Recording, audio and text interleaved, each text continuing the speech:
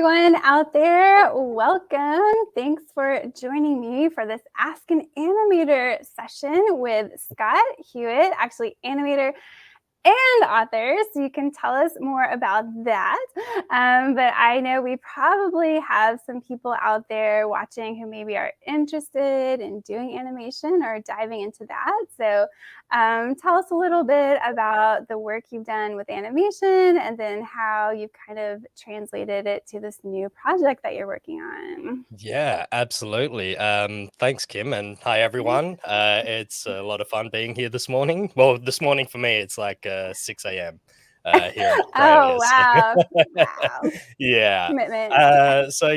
No, I've been in the animation industry for coming up 7 years. There was about a year last year, thanks to some certain worldwide event where I wasn't working, which sent me back to Australia. But I was in Canada since 2015.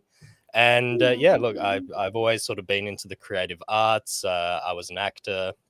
Well, I studied acting professionally for 3 years and did a bit of children's theatre, but then I decided that I wanted to mix my love of sort of computers and animation with acting, and animation was kind of the best way to do that. So I decided I was going to leave my well-paying 9-to-5 job and study animation, much to the dismay of quite a few people, and ended up moving myself to Canada and working on some of my absolutely favorite projects when I was a kid growing up, like Ninja Turtles and the second Goosebumps movie.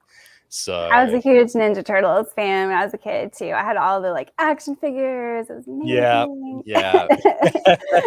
Actually, the first concert I ever went to when I was like 9 or something was Ninja Turtles live.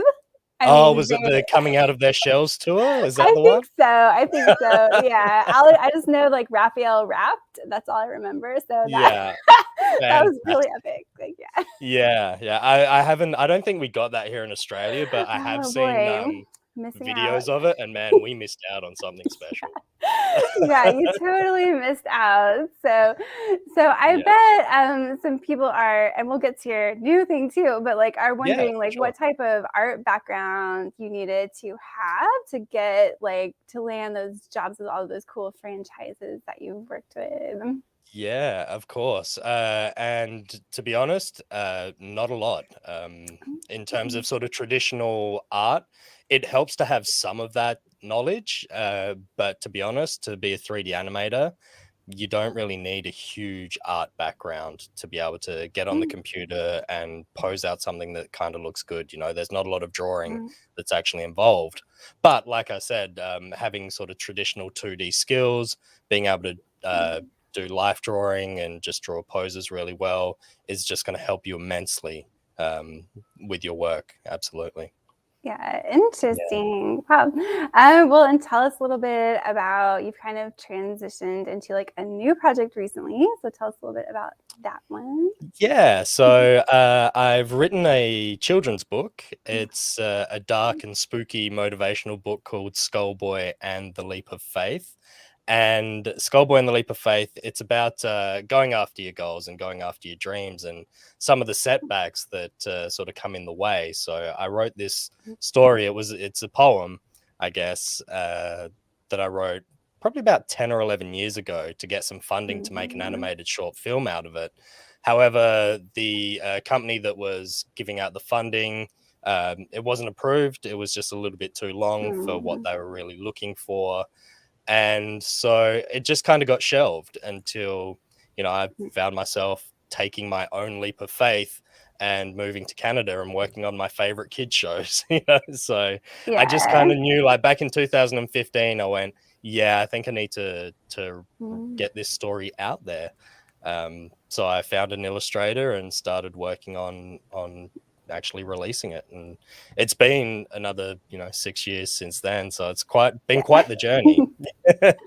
Yeah, definitely. It's an interesting process, but it can take quite a while. It's a lot of work that goes into it, for sure. Absolutely. I mean, I see your stack of books back there. I mean, how long would it typically take you to sort of I mean, it's kind of doing the novels and stuff. It's kind of a different process probably, because for the first Sure. drafts, I'll tend to do them pretty quickly, like 2 Yeah. weeks or 3 weeks or something. And then Wow. the whole revision process and trying to sell them to a publisher and like this whole thing, it's, even after you have sold a book to a publisher, it's going to be like a 1 to 2 year wait before it appears on shelves, just with everything that goes on behind the scenes and the Right. revising and all that. So yeah, it's Okay. still a long process, but it's a little bit different because I'm not like finding illustrators or like finding, my books are not illustrated, with the exception of this one has like a few interior illustrations, but the publisher kind of handles that whole Right. side of it. So Yeah.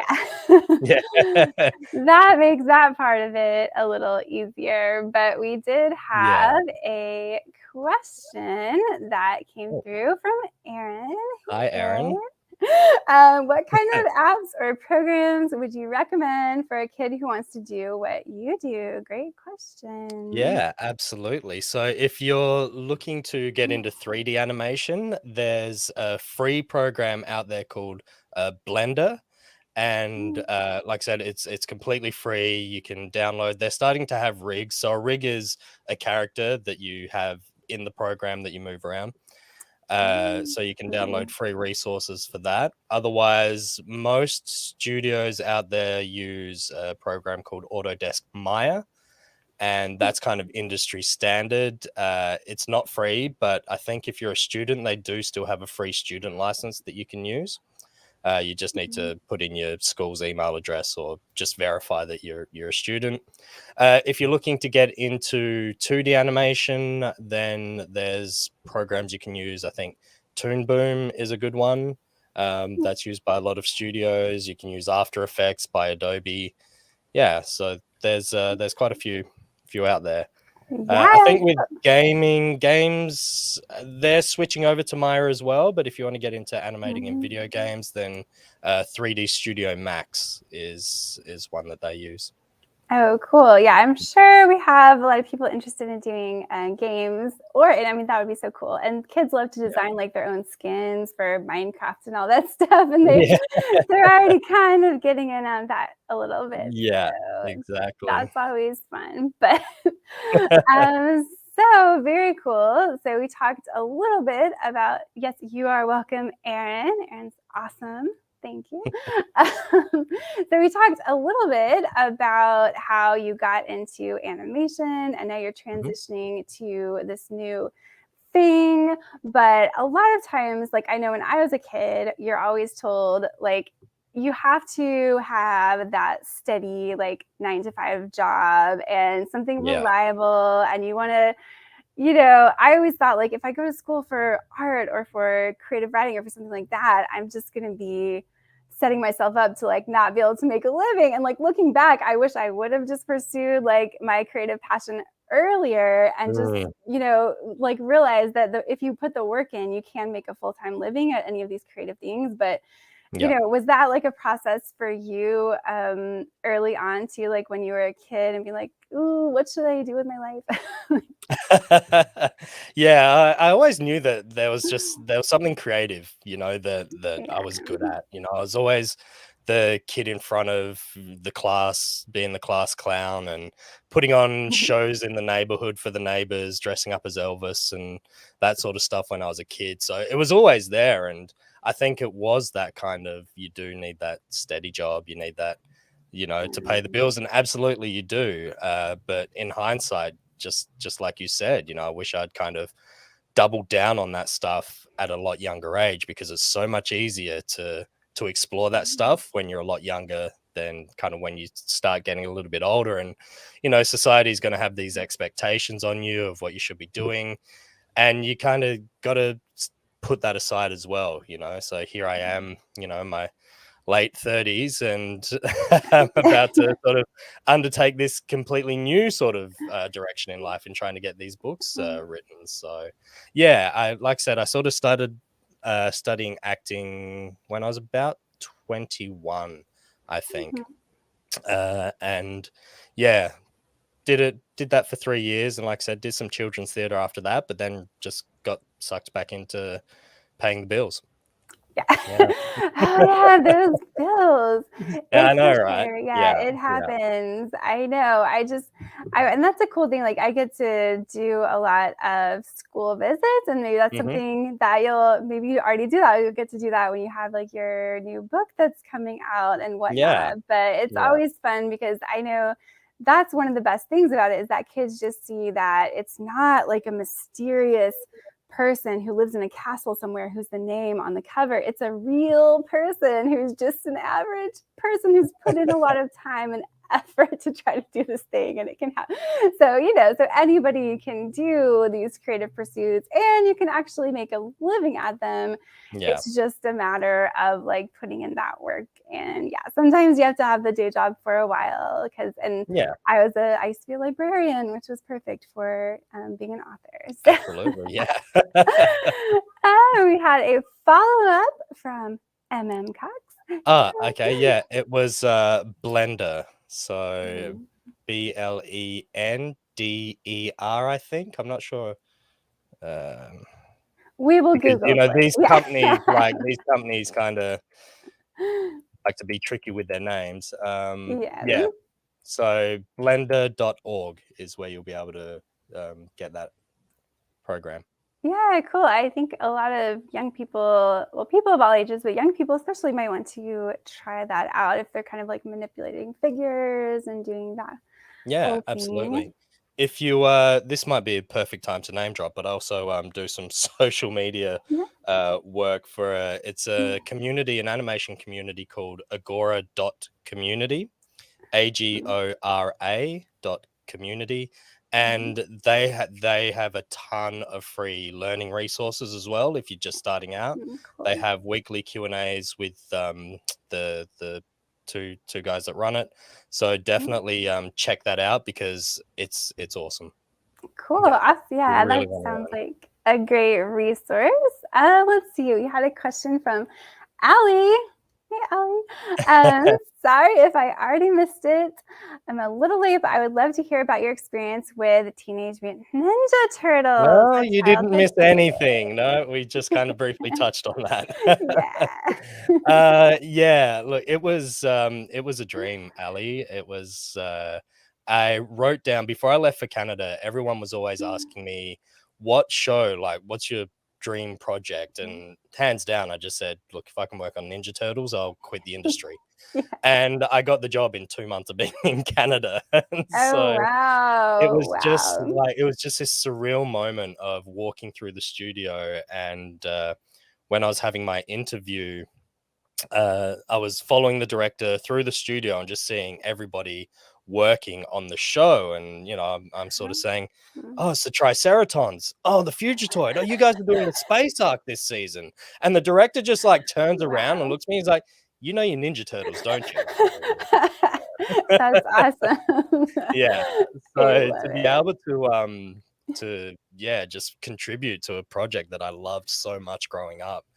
And in the fifth season, so I started on season 4, and on the final season, they went all out and they just did these massive story arcs.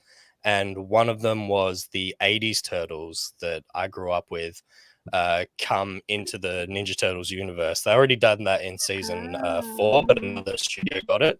So they did this three episode story arc. And so being able to animate the 80s turtles was just Yeah. it was so cool. And then we did this episode where the turtles were babies, and it was when Splinter had just sort of first found them. And there's a shot Oh. in that episode where he actually names them, and I just begged my lead. I'm like, can I please have that shot? I just so yeah, I That's got so to cool. animate Splinter naming the babies, and yeah, it was just a dream come true. Absolutely. Wow, I love that. Yeah, the 80s turtles, those were my turtles. Yeah, Yeah, those were the ones exactly. I Yeah. was, yeah.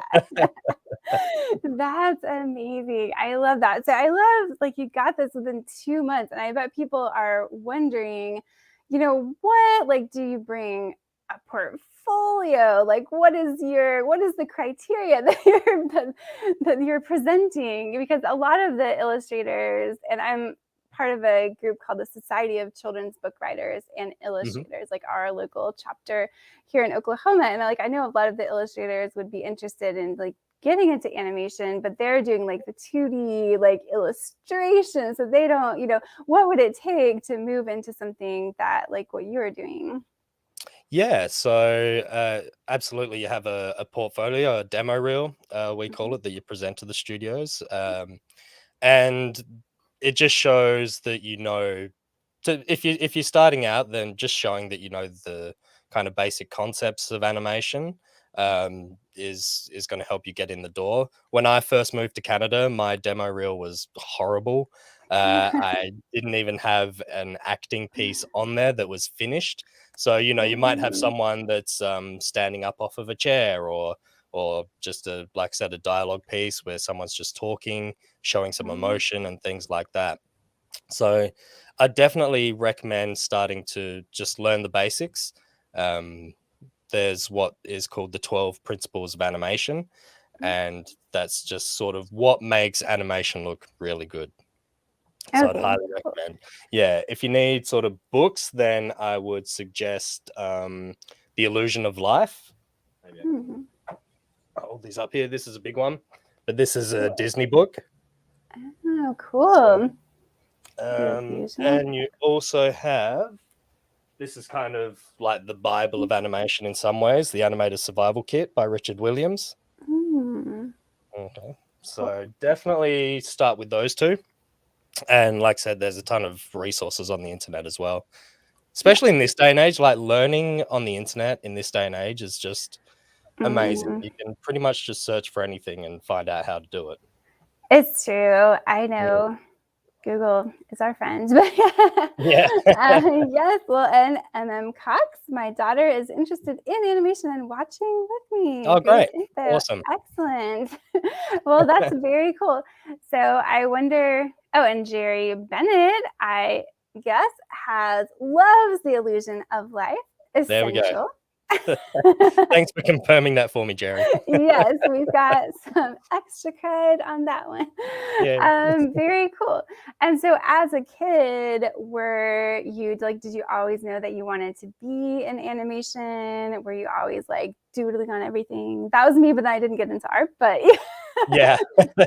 Yeah, I was constantly drawing. I remember when I was a kid, I was like drawing my own little comic books and things like that, and with the next door neighbors, like making my own little kids book.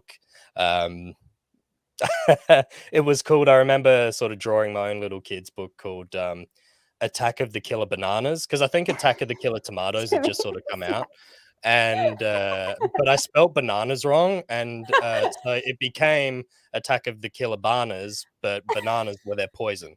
So that's awesome. Yes. Yeah. You gotta take that mistake and just turn it into something positive. Exactly. A happy mistake. Yeah, exactly. So, yeah, whether I wanted to be an illustrator or an artist when I was that young, I think I was more into acting at that stage. So I think that's where I sort of put my focus on as I was getting older.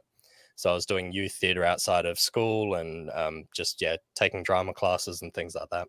Excellent. Yeah. Very cool. Well, maybe you can wrap it all together and we'll have the Skullboy like musical play. Actually, there's been thoughts of like a Skullboy musical.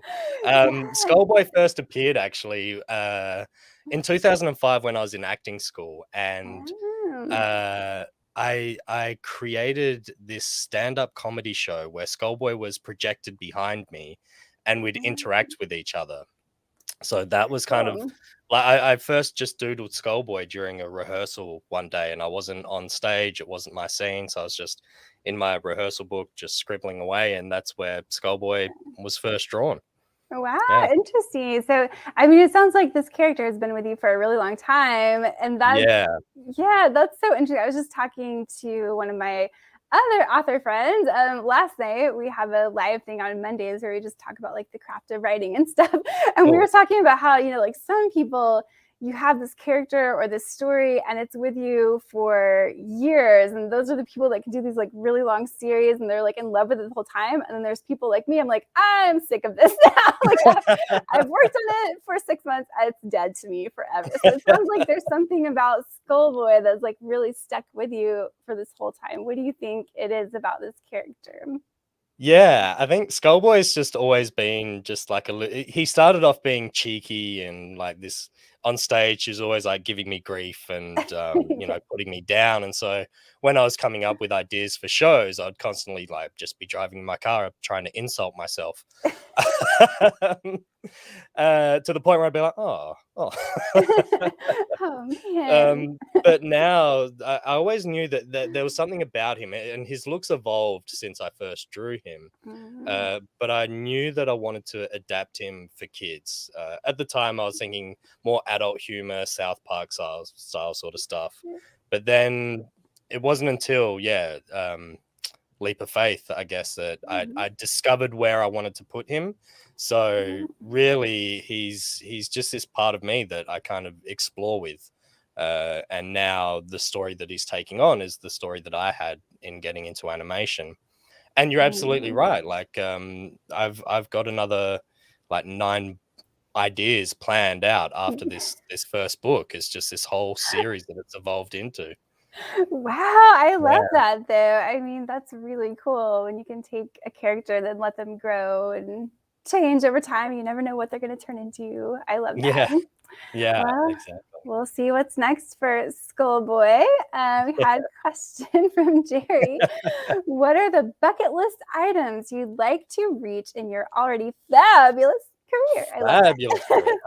Okay. Okay, good one, Jerry. Well, I've already like I said, Ninja Turtles was kind of the big one. Like if I could work on that. And after that, I was like, oh, what do I do now? And so it was Goosebumps. I was like, well, because the first movie had just come out, and I was like, well, okay, maybe if there's a sequel to Goosebumps, let's do that. So now I think the bucket list is really about just getting my own stories out there. It's just really starting to develop my own kind of content for children, whether that's in animated features, in books, in games. Yeah, very cool. I love that. Well, and I'm sure, so of course, we have a lot of Goosebumps fans. We know the spookiness, but is it different kind of working on a TV series versus a big like feature film? Yeah, absolutely. So in TV, you're expected to do a lot more animation during the week, whereas in film, it's a little bit more relaxed. Well, it's not so much relaxed, but you get more time to make it look a lot better because it's a higher budget. Studios are putting millions of dollars into these things, so it needs to look good. So to give you an idea, on TV, you're kind of expected to do anywhere from 15 seconds plus a week, whereas I've worked on a project where I was expected to do 3 seconds of animation a week. Oh, wow. Yeah, you can see there's a huge difference. Kind of Yeah. Yeah. And so if we have, sorry, go ahead. No. I was just going to sort of say about, Goosebumps was like visual effects feature. So that's putting animated characters into the real world, which needs to look even more realistic. Otherwise, people are going to tell, and it's just going to take you out of the movie. Yeah, that would be so tough. But yeah, and so I know we have some kids out there watching, so they might be like, wait a minute, 15 seconds a week. So maybe you can explain like what all goes into that. Yeah, so from that, it depends on the project you're working on. It might get broken up into stages. So to give you an idea, working on Ninja Turtles, we would get the shots. We'd put all the characters together in the scene. We'd get the camera in the program and move it to where it needs to be to match what we get from the storyboard artists. So we get what's already drawn out. They draw out the storyboards, they put it together with all the voices into what's called an animatic. And then that's where we pick it up. And this isn't on every production. This is just Ninja Turtles. There's a team that's dedicated to sort of putting all the characters together and the cameras and everything. So that was 3 weeks. Then we had, I believe it was like 6 weeks to block out the animation. So blocking it out means just getting the characters in the poses that are going to tell the story, and that's how they're going to move, that's how they're going to look. You can put a lot of detail into this, which is very helpful. So it's almost like you've animated the entire scene, but they might not be moving their mouths. So that was 6 weeks. And then there was another 6 weeks where we would then go in and we'd smooth out all the animation. We'd take any notes from the client or from our director and change it. We had all the bandanas and everything that we had to move as well. So that was all in the sort of the second phase. So that's kind of basically how it goes. Some productions, like I said, are different. Ninja Turtles was a dream. Like, I've never worked on a TV show that's had that kind of schedule before. The project I'm working on now is 15 seconds a week, completed animation. So that blocking stage all the way through to that sort of finished, polished, ready to go on the screen. Wow. Yeah, so much that goes on behind the scenes that nobody ever would realize, right? Yeah, exactly. Yeah. We think it's so simple when we watch it, but no, it's not. Let's see. And so that leads, I guess, into Jerry's question. What was a particularly frustrating challenge you've dealt with in animation or in books? Yeah, that's a good one. In animation, in the film industry, there can be a lot of overtime, and especially when the project's drawing to an end, and it could be something that's completely out of the artist's control. I've worked on projects where the studio, like, I don't know if I should really say, but they still hadn't written the story. They still hadn't. So we're animating the film and they still haven't figured it out yet. So there can be a lot of changes and that can create a lot of setbacks. And through that, you find yourself working, like anywhere between 12, 16-hour days and working 6 days a week.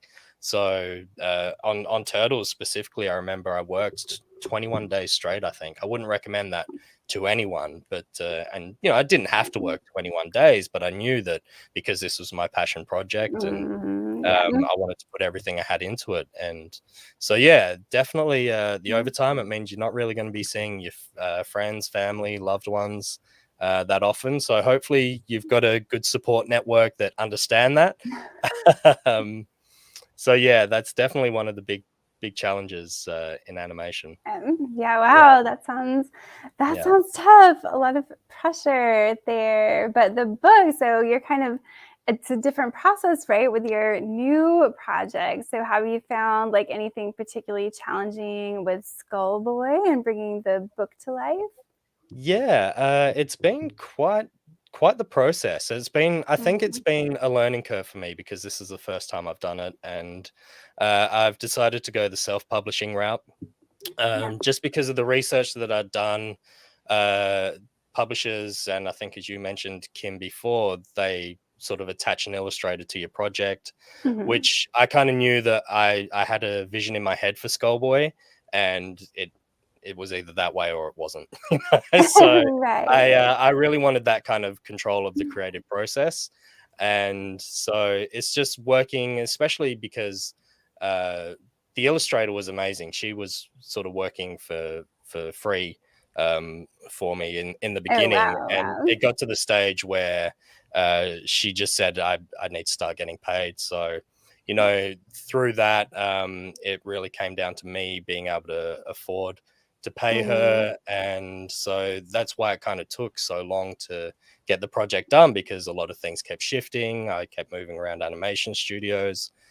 So I don't think there's been anything particularly frustrating, but it's just been really educational. That's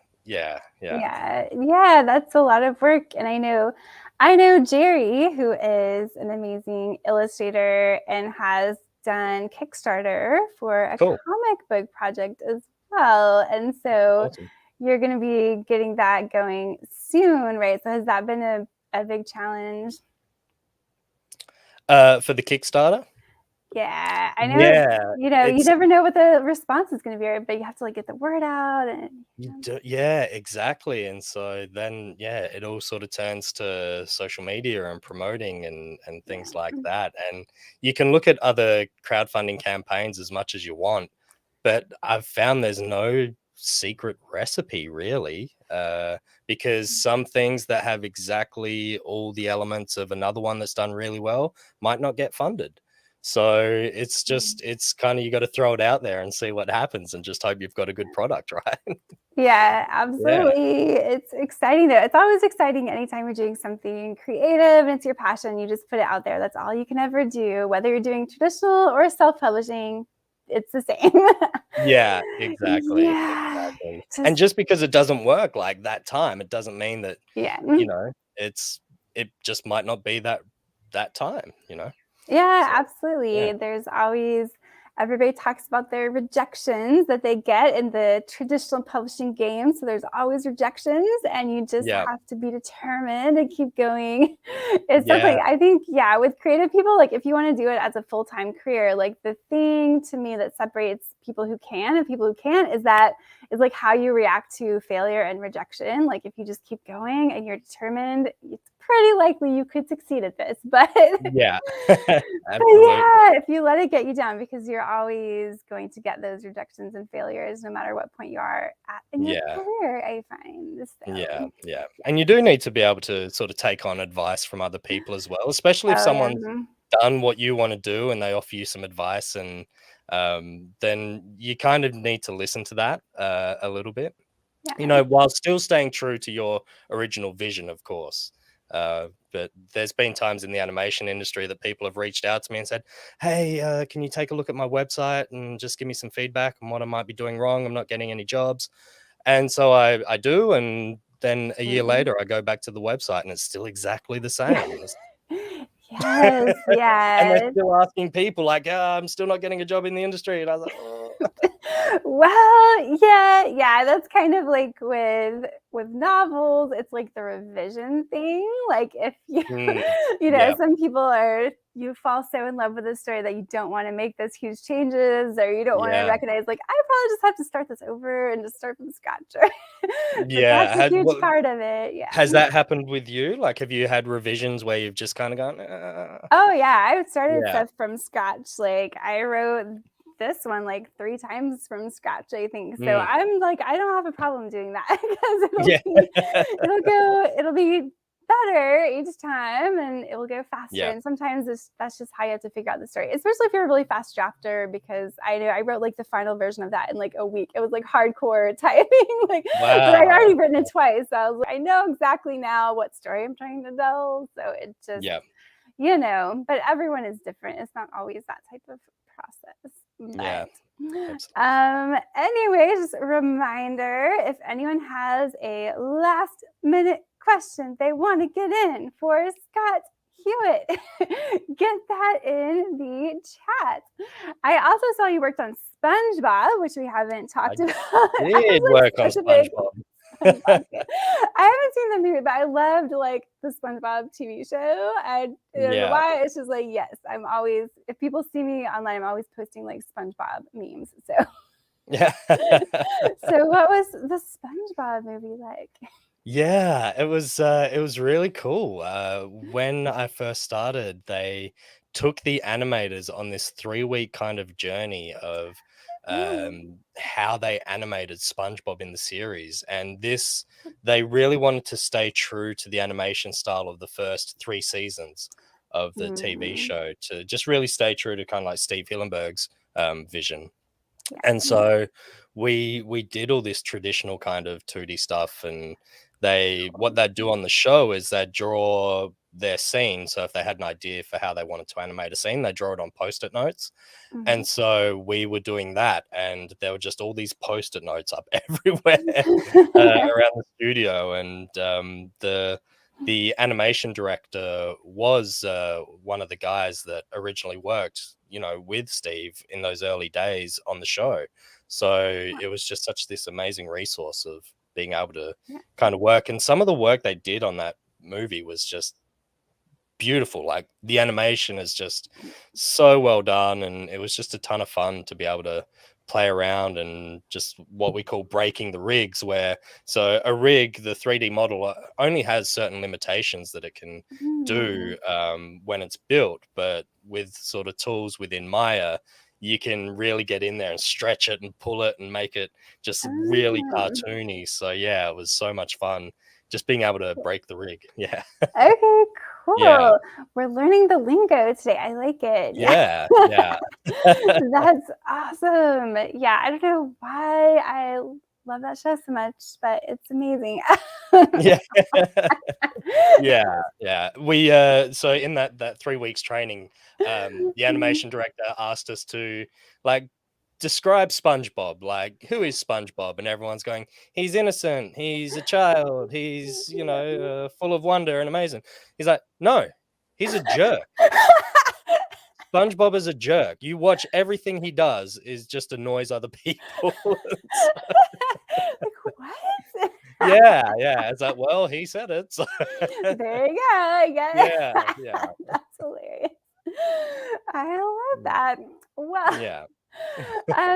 So you had mentioned that when you were a kid, you were creating comic books, and now you have this illustrated book that's coming out. So if we have any kids or adults who are interested in maybe doing like a comic book or an illustrated book, like where do you suggest they get started? Like writing, do you plot out like your story ahead of time, or do you start drawing the characters, or where do you start? Yeah, I think it really comes from like I already had Skullboy, so I always knew that was the character I was going to use. But just looking at life is a good place to start if you really want to write something. And yeah, maybe you can agree with that. But Yes, of course. Yeah, and I was sort of reading your website where you talk about taking these concepts of like horror and spooky and just adapting them to these sort of situations, which is 100% what Skullboy is all about. It's taking scary real world stuff and just presenting it in a little bit more of a kind of I want to say childish way, but it really is yeah, it's kind of it's deep. It goes to places where a lot of kids' book don't. It is a spooky motivational book, but it does sort of deal with like obstacles and depression and negative thoughts, really, about believing you're not enough and breaking through that. So a good place to start is just looking at your own life and what's your message that you want to get out to the world.